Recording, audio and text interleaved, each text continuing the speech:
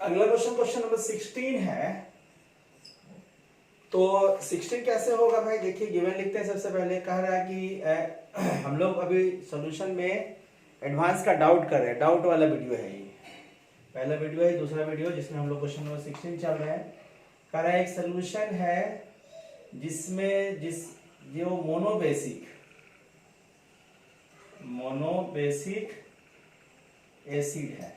एक सॉल्यूशन है जो मोनोबेसिक एसिड है, इसका पीएच दिया हुआ है 2 और मोलरिटी इसका दिया है सॉल्यूशन का 0.1। इसका osmotic pressure pi, osmotic pressure दे दिया है, पूछ रहा है ऑस्मोटिक प्रेशर क्या है, टेम्परेचर दे दिया है T, टेम्परेचर आपका इसका दिया है T टेम्परेचर पे ऑस्मोटिक प्रेशर क्या है। ऑप्शन में T टेम्परेचर ही लिखा हुआ है। तो हम सब जानते हैं क्वेश्चन नंबर 16 का है कि ऑस्मोटिक प्रेशर का कोई भी क्वेश्चन हो, उस क्वेश्चन का solution pi equal to ICRT, इसी से सॉल्व होगा। तो सबसे पहले देखिए क्या क्या दिया है। C पता है, मोलरिटी देख लीजिए, R भी पता है, T भी पता है, यानी प्रॉब्लम आपका यहाँ पे I में है। मोनोबेसिक एसिड बोलने का मतलब ऐसा एसिड जो कि टूट करके एक ऐसा एसिड जो टूट के एक H+ दे सकता है। अब अगर ये स्ट्रॉन्ग एसिड होता है तो बॉन्ड फैक्टर सीधे 2 लेते, 2 आयन में टूटता है। लेकिन क्वेश्चन में कहीं लिखा नहीं है कि ये स्ट्रॉन्ग एसिड है कि वीक एसिड है।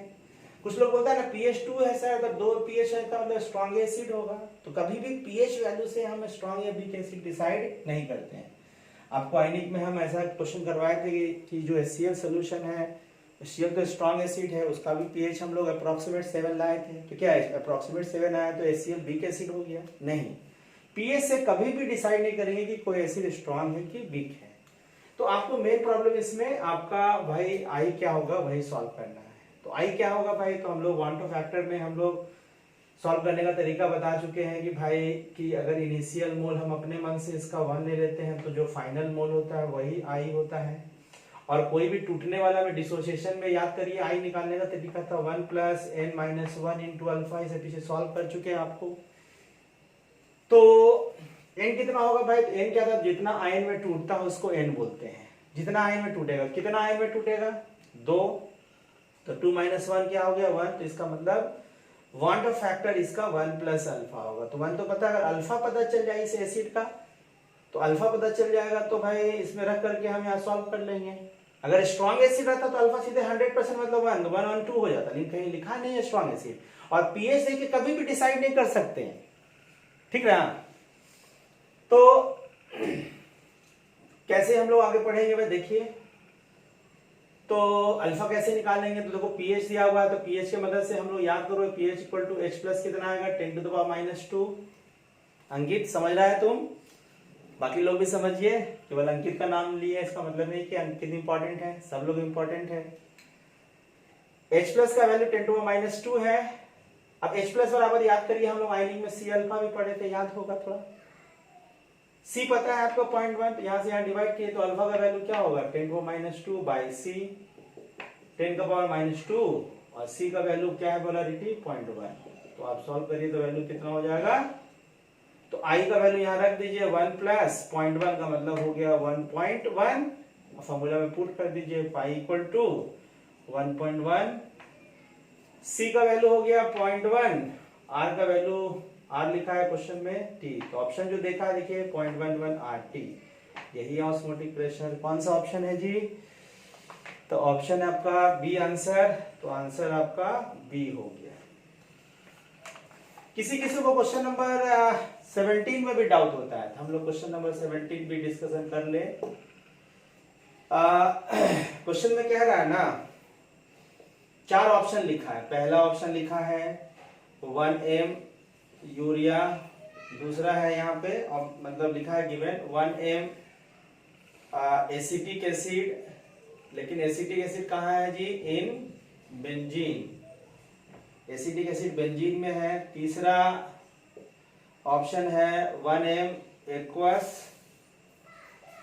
पोटेशियम क्लोराइड KCl सोल्यूशन, और चौथा ऑप्शन है इसमें 1m ammonium phosphate. Ammonium phosphate देखिए फॉर्मूला आप लोग ध्यान रखिएगा, अमोनियम फास्फेट ऐसा लिखा हुआ ये सोल्यूशन है, ये दिया हुआ है। कंसीडर 4 सोल्यूशन है, चारों सोल्यूशन के बारे में हम लोग को डिस्कशन करना है। और क्वेश्चन में पूछा है कि इनकरेक्ट, नॉट करेक्ट, बहुत लोग करेक्ट के चक्कर में गलती हो जाता है। इनकरेक्ट स्टेटमेंट क्या है, ये गलत कौन है इसमें, चारों ऑप्शन इसमें से नहीं, ऑप्शन जो दिया उसमें।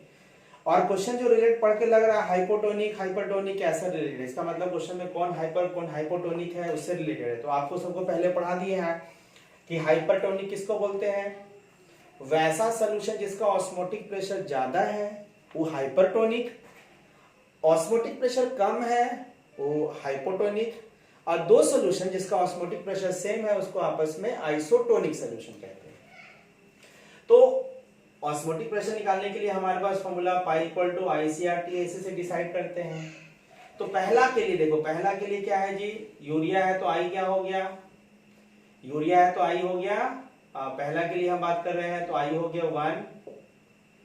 सी कितना है जी, देखो सब में सी, देखो यहाँ पे ऐसे देख लीजिए सब में सी क्या है, सी क्या है सबके लिए 1m 1m 1m, यानी सी पे डिपेंड नहीं करेगा, आर पे भी डिपेंड नहीं करेगा, टेम्परेचर मेंशन नहीं है तो सबका टेम्परेचर पे भी डिपेंड नहीं करेगा, यानी आई पे ही डिसाइड करेगा। जिसका आई ज्यादा होगा मतलब उसका आई ज्यादा होगा तो ऑस्मोटिक प्रेशर ज्यादा होगा, जिसका आई कम होगा ऑस्मोटिक प्रेशर कम होगा, है कि नहीं। तो आई कैसे होगा, यूरिया का आई कितना होता है जी, यूरिया सोल्यूशन इसका आई देखो भाई, यूरिया का आई कितना होगा जरा सा आप देखिए, आई पे ही डिसाइड होगा। तो यूरिया का आई आपको पता है कि यूरिया का आई होता है देखिए 1, क्योंकि टूटेगा नहीं। अब एसिटिक एसिड ध्यान रखना, एसिटिक एसिड अगर पानी में घोलेंगे तो टूटेगा, तो टूटने से भाई वाटर फैक्टर चेंज हो सकता, बढ़ सकता है थोड़ा मोड़ा। लेकिन एसिटिक एसिड को कहां घोल रहे हैं, बेंजीन, इसको पहले भी डिस्कशन किए हैं कि एसिटिक एसिड अगर बेंजीन में घुलेगा तो एसिटिक एसिड खाली नहीं, कोई भी कार्बोक्सिलिक एसिड अगर बेंजीन जैसा सॉल्वेंट में डिसॉल्व करते हैं तो ये डाइमराइज करेगा। पिछला क्वेश्चन में भी आपको एक क्वेश्चन कराया था, पिछला टॉपिक में दिए थे, जिसमें कि डाइमराइज करेगा एसिटिक एसिड, और डाइमराइज का मतलब एसोसिएशन होगा, और जहां एसोसिएशन होगा वहां पे बॉन्ड ऑफ फैक्टर का वैल्यू लेस देन 1 होता है, याद करो। जहां भी एसोसिएशन होगा बॉन्ड ऑफ फैक्टर 1 से कम होगा। KCl देखो स्ट्रॉन्ग इलेक्ट्रोलाइट, इसका आई सीधे सीधे आप बोल सकते हैं 2 होगा।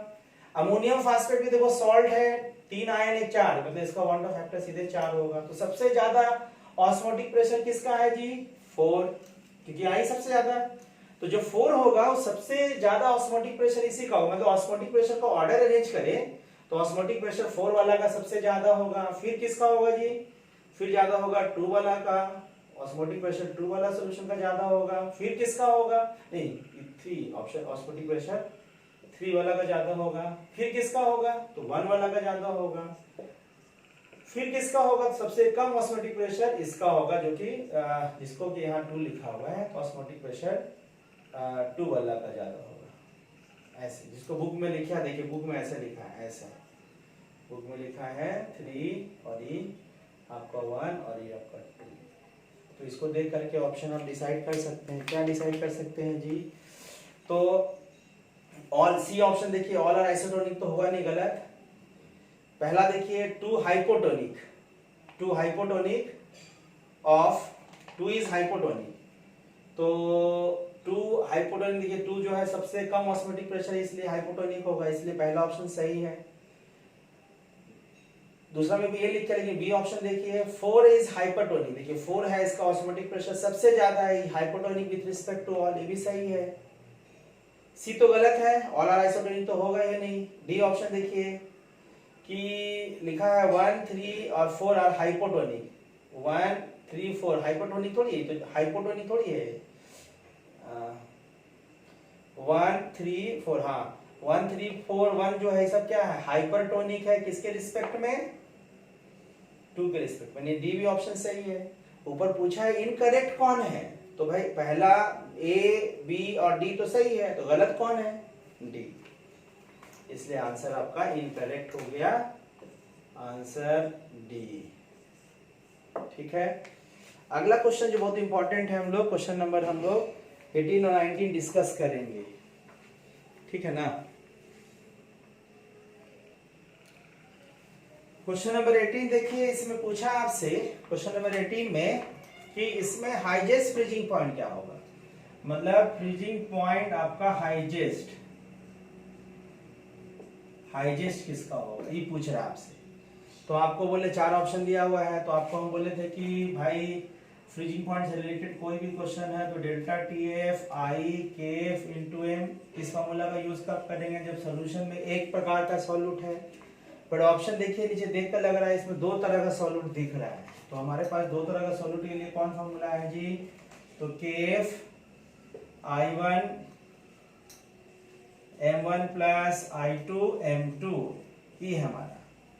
और आपसे हाईजेस्ट फ्रीजिंग पॉइंट पूछ रहा है ना, हाईजेस्ट फ्रीजिंग पॉइंट पूछ रहा है आपसे, तो इसका मतलब हाईजेस्ट के लिए वैल्यू चाहिए लोएस्ट, पिछला टॉपिक में डिस्कशन किए थे। तो सबसे कम किसका होगा, तो सबसे कम क्या है, तो सब में देखो भाई जिसका i1 m1 plus i2 m2 का वैल्यू इसमें सबसे कम होगा, और जिसमें सबसे कम होगा ये वैल्यू सबसे छोटा होगा, उसी का फ्रीजिंग पॉइंट सबसे बड़ा होगा। ध्यान रखना फ्रीजिंग पॉइंट हाईजेस्ट के लिए वैल्यू छोटा होना चाहिए। तो पहला ऑप्शन में डिसाइड कर दे। देखिए पहला ऑप्शन क्या है भाई, पहला ऑप्शन के लिए भाई सब में देखो सॉल्वेंट सेम होगा, सॉल्वेंट का डिस्कशन नहीं है, ऊपर लिख दिया है सॉल्वेंट में बांटा है, सब में सॉल्वेंट है। केएफ हम जानते हैं सॉल्वेंट के लिए डिसाइड होता है, और डाइल्यूट सॉल्यूशन के लिए लिटी और रिटी सेम है। ऑप्शन में रिटी दिया है, लिटी और रिटी सेम होता है, इसलिए दोनों एक जैसा ले लेंगे। तो पहला ऑप्शन के लिए क्या है, delta T F equal to K F. तो बताइए, तो पहला में लिखा है आपका मोलरिटी भाई कितना है, पहले वांट ऑफ फैक्टर देखिए, KNO3 का वांट ऑफ फैक्टर 2 होगा क्योंकि दो आयन में टूटेगा, तो want Hoff factor 2 into molarity 0.1 plus barium nitrate का, चूंकि सॉल्ट है, सॉल्ट का स्ट्रॉन्ग इलेक्ट्रोलाइट है, तो बेरियम नाइट्रेट का भाई वांट ऑफ फैक्टर 3, कैसे 3, तो एक बेरियम दो ठो नाइट्रेट और इंटू 0.2। सॉल्व करिए इसको, केएफ ये हो गया 0.2 और ये हो गया 0.6, सब मिला के केएफ इक्वल टू 0.8 इतना है पहला। दूसरा देखिए, देखेंगे कि चूंकि हाईजेस्ट चाहिए तो सबसे छोटा किस में आ रहा है, बी ऑप्शन देख लीजिए। बी ऑप्शन में क्या है भाई, delta T F equal to K F, और यहाँ आपका है कैल्शियम नाइट्रेट का वांट ऑफ फैक्टर 3 इंटू 0.1। दूसरा कैल्शियम नाइट्रेट का वांट ऑफ फैक्टर 3 होगा, नहीं कैल्शियम और एक दो नाइट्रेट मिलाकर 3, 0.1 मोलरिटी, और उसका बेरियम नाइट्रेट का भी 3 होगा इंटू 0.1, सब मिला के कितना हो जाएगा जी, के एफ तो इंटू 0.6। दूसरा का ये आई पॉइंट आया, 0.6 आया। तीसरा ऑप्शन में देख लीजिए, बड़ा अच्छा क्वेश्चन है, ये सब है, ये ऑब्जेक्टिव है, इसका सब्जेक्टिव भी हम आगे डिस्कशन करेंगे, सब्जेक्टिव क्वेश्चन भी देंगे कुछ अलग से, उसका भी बात करेंगे। तो delta T F equal to, तीसरा का बात करें हम लोग, के एफ, तो तीसरा में 0.2 है भाई, वांट ऑफ फैक्टर यूरिया का कितना 1 और मोलरिटी उसका 0.2, और ग्लूकोज का भाई वांट ऑफ फैक्टर भी 1 होता है क्योंकि ग्लूकोज भी नहीं टूटने वाला है, इंटू इसका मोलरिटी 0.2 है, तो सब मिला के कितना हो जाएगा जी, KF इंटू 0.4। चौथा ऑप्शन का भी चेक कर ले, इस तरह चेक कर सकते हैं, लेकिन आपको हम बता दे रहे हैं, बाकी अपने से अब बन जाएगा, आसान है। KF अब इसका भाई अल्युमिनियम सल्फेट, देखिए अल्युमिनियम सल्फेट में दो अल्युमिनियम 3 सल्फेट मिलाकर वांट ऑफ फैक्टर 5 इंटू 0.1, और पोटासियम सल्फेट में दो पोटासियम और एक सल्फेट। देखो पोटासियम सल्फेट कैसे टूटेगा, पोटासियम सल्फेट टूटेगा 2K प्लस और सल्फेट, हम जानते हैं कि स्ट्रॉन्ग सल्फेट सॉल्ट है, सॉल्ट स्ट्रॉन्ग इलेक्ट्रोलाइट है, तो दो पोटासियम और एक सल्फेट मिलाकर 3 आए, तो वांट ऑफ फैक्टर सीधे 3। ऐसी हम यहाँ लिख दे रहे हैं कि किसी को कंफ्यूजन में कैसे काउंट कर रहा है, जैसे अल्युमिनियम सल्फेट, तो अल्युमिनियम सल्फेट स्ट्रॉन्ग इलेक्ट्रोलाइट है, इसका वांट ऑफ फैक्टर वाला टॉपिक में हम सिखाए थे, तो दो अल्युमिनियम, और हम बताए थे कि भाई अगर कोई स्ट्रॉन्ग इलेक्ट्रोलाइट है तो सीधे सीधे आयन गिन लेते हैं, कितना आयन में टूटेगा वही वांट ऑफ फैक्टर होता है। तो ये क्या है भाई, पोटेशियम सल्फेट का 3 है, तो सबको सम करेंगे तो कितना होगा, 0.3 plus 0.5 plus 0.3, this is KF into 0.8। तो बताइए हाईजेस्ट फ्रीजिंग पॉइंट का मतलब ये वैल्यू सबसे छोटा किस में दिख रहा है जी, तो सबसे छोटा तो यही दिख रहा है, इसलिए हाईएस्ट फ्रीजिंग पॉइंट आंसर यही होगा। आंसर आपका कौन सा, सी, आंसर सी। ये लिखना था आपको, यहाँ पे सी था, ये डी था, और ये ए था, और यहाँ पे बी था, ऐसा, ठीक है। उसी तरह से 19 नंबर क्वेश्चन हम लोग अभी डिस्कशन करेंगे।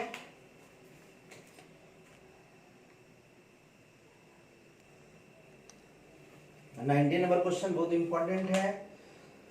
क्वेश्चन में कहा क्या है 19 नंबर, सब लोग देखिएगा, कहा है कि एक सोल्यूशन है बेरियम क्लोराइड, इसी का मोलरिटी दे दिया है 0.1 और वॉल्यूम दे दिया है आपका 10 ml। वॉल्यूम दे दिया है 10 ml। इसमें इस सोल्यूशन में सोडियम सल्फेट, बहुत इंपॉर्टेंट क्वेश्चन है, ध्यान रखिएगा इसका। पीछे ऑब्जेक्टिव में भी एक क्वेश्चन था 11 नंबर, बहुत लोगों से बन गया होगा ऑब्जेक्टिव का, जो इसी का 11 नंबर के जैसा ही क्वेश्चन है आपका। इसी सोल्यूशन में सोडियम सल्फेट का वॉल्यूम आपका 0.2 ml और मोलरिटी 3m मिला दिया गया। और मिलाने से हम जानते हैं कि बेरियम क्लोराइड और सोडियम सल्फेट रिएक्शन करेगा, तो वही रिएक्शन के बारे में लिखा है। सोडियम सल्फेट बहुत फेमस क्वेश्चन है, बहुत बार बताए हैं। रिएक्शन करेगा बेरियम सल्फेट प्लस 2NaCl, ठीक। तो मिलाने के बाद अब क्या रहा है कि मिलाने के बाद ये जो बनेगा ये कंप्लीटली इनसॉल्युबल, और इनसॉल्युबल का मतलब है ये सोल्यूशन में बनेगा लेकिन सोल्यूशन में नीचे बैठा रहेगा, सोल्यूशन का पार्ट नहीं होगा। तो बताइए मिलाने के बाद ऑप्शन में लिखा हुआ है आपको कि कौन सा ऑप्शन करेक्ट है। फ्रीजिंग पॉइंट बढ़ेगा, फ्रीजिंग पॉइंट घटेगा, freezing point does not change, boiling point पे क्या फर्क पड़ेगा, इसके बारे में। तो question freezing point boiling point पे हम लोग देख लेते हैं भाई, तो कैसे होगा। तो सबसे पहले देख के लग रहा है कि फ्रीजिंग पॉइंट के हिसाब से इसमें दो से अधिक सॉल्यूट मिला हुआ है, तो फॉर्मूला आपका ये लगने वाला है KF I1M1 प्लस I2M2। ये कब लगेगा, मिलाने के बाद। मिलाने से पहले सोल्यूशन में कौन था, तो मिलाने से पहले सोल्यूशन में डेल्टा TF KF I/M, यही था। तो मिलाने से पहले जितना था, तो मिलाने के बाद फ्रीजिंग पॉइंट बढ़ेगा घटेगा, बॉइलिंग पॉइंट बढ़ेगा घटेगा, ऐसा पूछ रहा है आपसे। तो कैसे सोचेंगे, तो आप ऐसा सोचिए, जनरली किसी सोल्यूशन में सॉल्यूट मिलाते हैं तो सॉल्यूट मिलाने से क्या होता है, फ्रीजिंग पॉइंट तो घटता ही है। लेकिन भाई सॉल्यूट जो मिला रहे हैं यहाँ, मिलाने के बाद देखो यहाँ इसका कुछ वॉल्यूम भी है, ये भी वॉल्यूम ml में ही है, वॉल्यूम भी है, साथ ही साथ रिएक्शन कर रहा है। तो हो सकता है रिएक्शन करने से net amount of the solute घट भी सकता है, कुछ भी हो सकता है, बढ़ भी सकता है। तो सारा वैल्यू चेक करना पड़ेगा। दिस ऑब्जेक्टिव है लेकिन बहुत अच्छा क्वेश्चन है, सब्जेक्टिव टाइप ही है। तो मिलाने से पहले सोल्यूशन का क्या था, सोल्यूशन में देखो वांट ऑफ फैक्टर, देखो बेरियम और 2 क्लोरीन, वांट ऑफ फैक्टर 3 था, केफ जो होगा, और मोलारिटी सेम ही है, तो भैया यहाँ पे इंटू 0.1 था। वॉल्यूम से कोई मतलब नहीं मिलाने से पहले, भाई वॉल्यूम ज्यादा ले कम ले मोलारिटी तो वही रहेगा। तो इसका वैल्यू अगर गौर करिएगा तो भाई इनसे मल्टीप्लाई है तो 0.3 इंटू KF हो रहा है, देख लीजिए, है ना।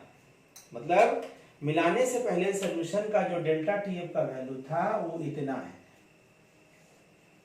अब मिलाने के बाद चूंकि दो तरह का सॉल्यूट है भाई, तो दो तरह सॉल्यूट के हिसाब से सोल्यूशन में अब रिएक्शन करने के बाद कौन बचा, रिएक्शन करने के बाद हो सकता है ई बच जाए, हो सकता है ई बच जाए, दोनों में से हो सकता है कोई ना बचे, ये दोनों बचे।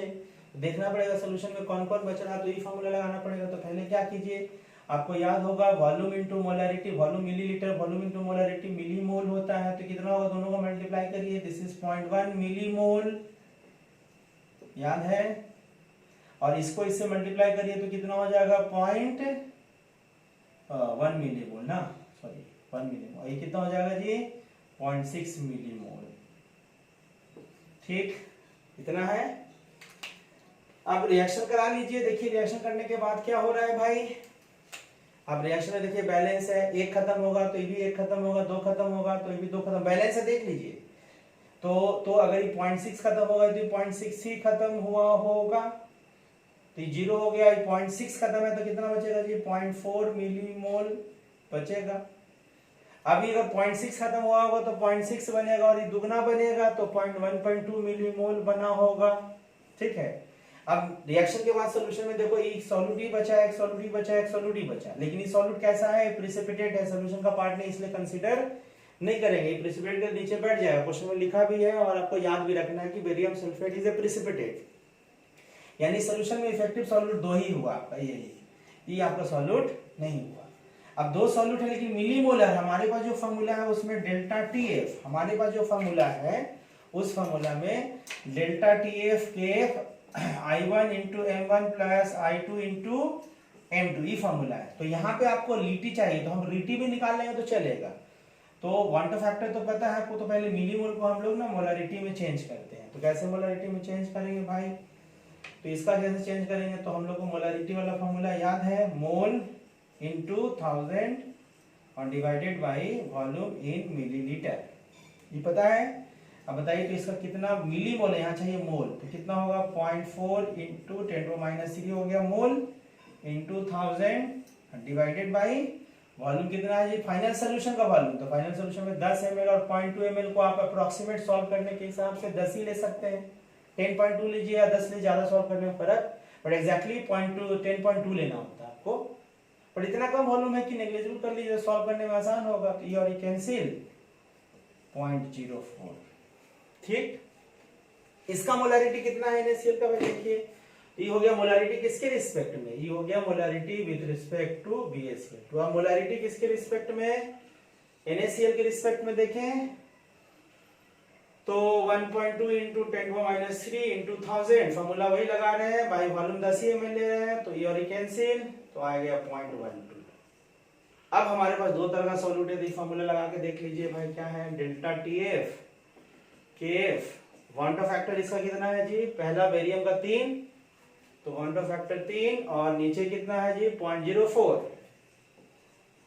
प्लस NaCl का वांट ऑफ फैक्टर 2, एक सोडियम एक chlorine, want Hoff factor 2 into 0.12। Calculate करके देख लीजिए, तो कैलकुलेट करके देखने से क्या लग रहा है, इसको यहां से मल्टीप्लाई करिए KF और इससे मल्टीप्लाई करिएगा तो वैल्यू होगा भाई 0.12 और ये वैल्यू होगा 0.24, तो मल्टीप्लाई हो गया, क्या लग रहा है आपका,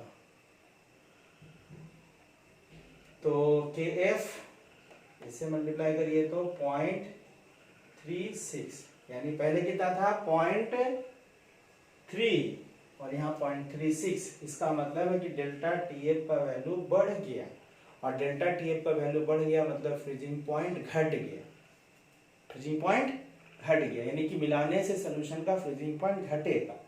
और बॉइलिंग पॉइंट में कैसे सोचते हैं, यानी फ्रीजिंग पॉइंट घट जाएगा, बॉइलिंग पॉइंट में कैसे सोचते हैं, तो बॉइलिंग पॉइंट में भी यही फॉर्मूला होता है आपका, delta TB I KB into M लगाते हैं हम लोग यहाँ पे, तो KB तो वही है, तो फॉर्मूला क्या होता है आपका, सब कुछ तो वही होता है, और यहाँ पे क्या होता है, तो मिलाने से पहले होता है 0.3 इंटू 0.3 इंटू KB होता है, मिलाने के बाद कितना होता है जी, delta TB equal to KB into 0.36।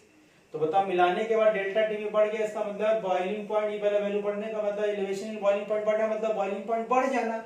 आप हमेशा ध्यान रखना, जिस सोल्यूशन का बॉइलिंग पॉइंट बढ़ेगा उसका फ्रीजिंग पॉइंट घटेगा। तो यहाँ देखो डेल्टा TF, यहाँ पे क्या है, बॉइलिंग पॉइंट यहाँ पे बढ़ रहा है तो फ्रीजिंग पॉइंट देखिए घट रहा है, डिप्रेशन इन फ्रीजिंग पॉइंट बढ़ रहा है तो फ्रीजिंग पॉइंट घट रहा है। अरे ज्यादा डिप्रेशन का मतलब फ्रीजिंग पॉइंट तो घटना ही ना होता है। तो आंसर कौन सा होगा भाई, तो freezing point lower, answer is B.